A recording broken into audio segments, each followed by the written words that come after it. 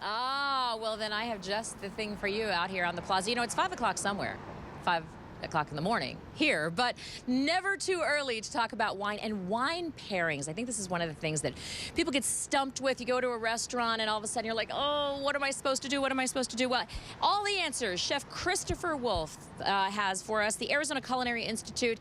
You guys have something special going on, helping people out. Explain. Well, tonight we're doing the third installment of our Arizona Culinary Institute Wine Flight School. Okay. And we call it the Flight School because, you know, when you go to a restaurant and you order multiple wines, they call it a flight of wine, and we're a school. So obviously if you're going to come and dine with us, we're going to try to teach you a little bit as well.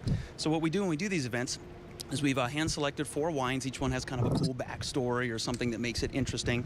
And then the chefs at the school have carefully paired 4 courses to go with each one of the wines. So you're going to get great food, you're going to get great wines. It's super affordable. The nice thing about being a school is that anything we do for the benefit of the students.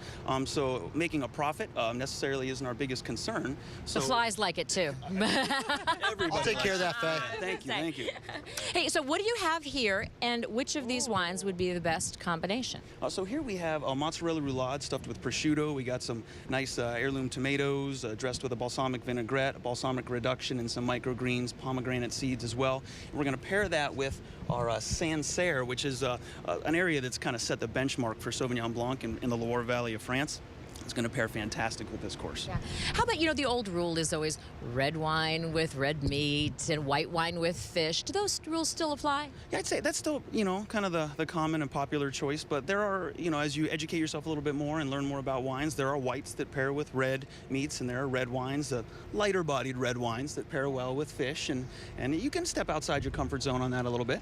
And some of the pairings sometimes I think are surprising. I did a wine tasting once, and they had us taste chocolate and a heavy red, and it actually was fantastic together. Yeah, especially if the chocolate's more of a semi-sweet, it's not overly sweet. That's a fantastic pairing for sure. Yeah.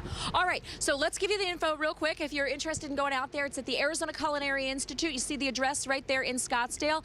The time, 6:15 to 8 p.m. It is today. Register for $45. We have all the information there. I have no doubt we'll put it on our website. Jimmy is trying to snake one of your bottles of wine while he's here. Jimmy, Chef Christopher. Hands off. Hands off. Hands off. Cheers. Exactly. Chef Christopher, thank you so much for coming in this morning. Doug, we'll send it back in to you. All right, Faye.